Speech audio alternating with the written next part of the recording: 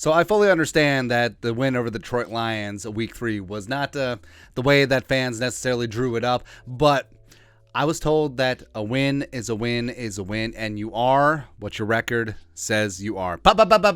No ifs, ands, or buts, because had a lot of comments were like, well, it's a fluke win, blah, blah, blah. I still have worried about this team. Of course we're worried about this team, obviously. But, again, you are what your record says you are, because last season, when the Vikings were dropping close games left and right, and we were saying the Vikings are better than the record, we were all, you are what your record says you are.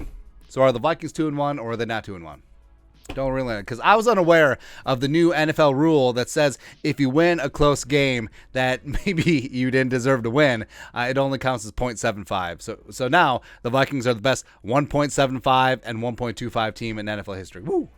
Getting it done. But take a look at the NFC North Division standings. The Vikings are atop. Just looking down majestically, peasants below us, because the Vikings are 2-0 in division. They have one up in the head-to-head against the Green Bay Packers. They have a head-to-head against the Lions so far. So the Vikings are looking pretty damn good in the hood as of right meow. And of course, it's early. Of course, it's week 3 of 18 weeks this season. I fully understand that, but the Packers sort of struggled. I mean, they got out to that 14-3 lead against Tampa Bay, and then the offense was inert. You could give credit to the Buccaneers defense. You could give credit to the Heat as well. But this ain't your dad's Packers team. And I get that Romeo Doubs is stepping up. Alan Lazard is trying to be wide receiver 1. Sammy Watkins is already on IR. Shocker.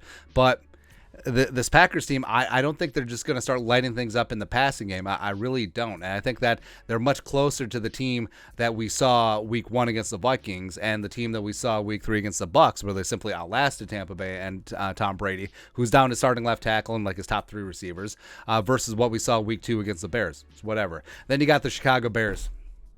Crooked Chicago Bears. And congratulations on outlasting a Lovie Smith coach team at home. Just fantastic. So they got a last-second win, last-second field goal, 23-20 over the Texans. Whatever. To that, I say whatever. Of course, we saw what happens with the Lions. And now, the Lions, we're already going against the you are what your record says you are thing. The Lions are infinitely better than the Bears. And I fully expect when the Lions play the Bears, the Lions will be favorites, and I think the Lions will put the bang thing on Chicago, because the Lions, respect to what Dan Campbell and Brad Holmes are building in Detroit, man, that team plays fast. They play hard. Amon-Ra's an absolute dog out there, making big-time catches with that ankle injury. DeAndre Swift, Jamal Williams, Jared Goff is Jared Goff, whatever. That defense is pretty solid. The offensive line is obviously great, but they just shot themselves in the foot at the end. Campbell, for as many good decisions Dan Campbell made throughout the game, constantly going forward on 4th down, the decision to kick the field goal when the difference between being up by 3 versus being up by 6 is pretty negligible. And it made more sense to punt, pin the Vikings all the way back. They had 0 timeouts, or go for it, try to end the game. But you know what? The Vikings got to stop. You missed a field goal. Vikings march down to score a touchdown, so the Vikings do deserve to win. It's not like the Lions just handed it to them, and you need a little bit of puck luck in a 17-game season. Now, Vikings rest of the way, 2-1, getting it done. Short week. Flying, well, not short week, but you know what I mean. Well, technically short week since they're playing at 8:30 a.m. Central Time. Nailed it. So transporting over to the freaking UK on Thursday, a day of practice, and then getting on against the Saints.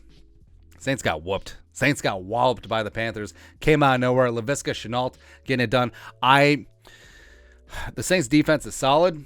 I like what Dennis Allen is doing, but I mean, that offense is just so herky-jerky, helter-skelter, and this is coming from a guy who had to watch the Vikings offense the last 2 games. It's kind of rough. Kamara's dinged up. Jameis Winston has that busted back, so I don't know what's happening. Chris Olave is a bad dude, so he's going to stress the Vikings secondary. Then you're at home against the Bears, the crooked Chicago Bears, as well as the Miami Dolphins. You're going down to South Beach. Luckily, it's starting to cool off in South Beach, so hopefully you won't have like those heat and cramping issues like the Bills had.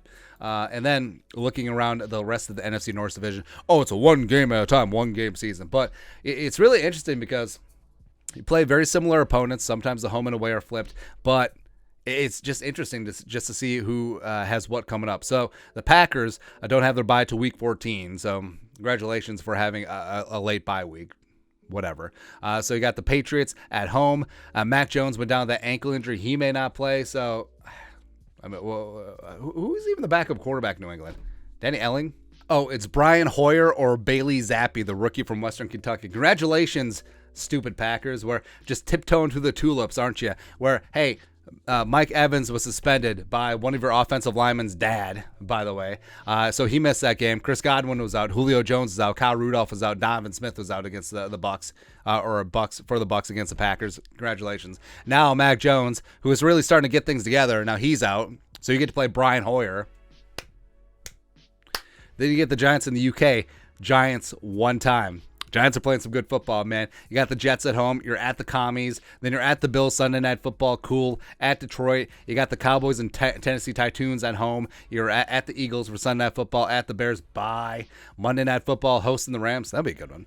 You're at the Dolphins. Hey, who did the Packers beat writers have to grease to get a December game in South Beach? How did that work out? Also the Packers...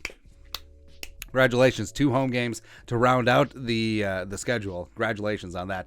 Lions, Seahawks at home. Then you're at the Patriots, and they got the bye week. Then they're at the Cowboys, Dolphins, Packers. Oh my! Buffalo on Thanksgiving. Ooh, it's gonna be kind of fun. Seeing Josh Allen and Stephon Diggs as.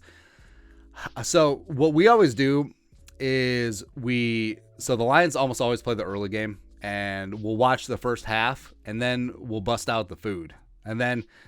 Food coma, all that stuff. So that's going to work out this year. Jaguars, Vikings, whatever. The Bears are at the Giants. Giants are kind of interesting, man. I don't believe in Daniel Jones, but I like what Dayball is doing. Then they're at the Vikings. They got the Commies on Thursday Night Football. Yikes. Patriots Monday Night Football. How many times are they going to show highlights of the 85 Bears? Super Bowl shuffle as the game ends like 6-3. Great.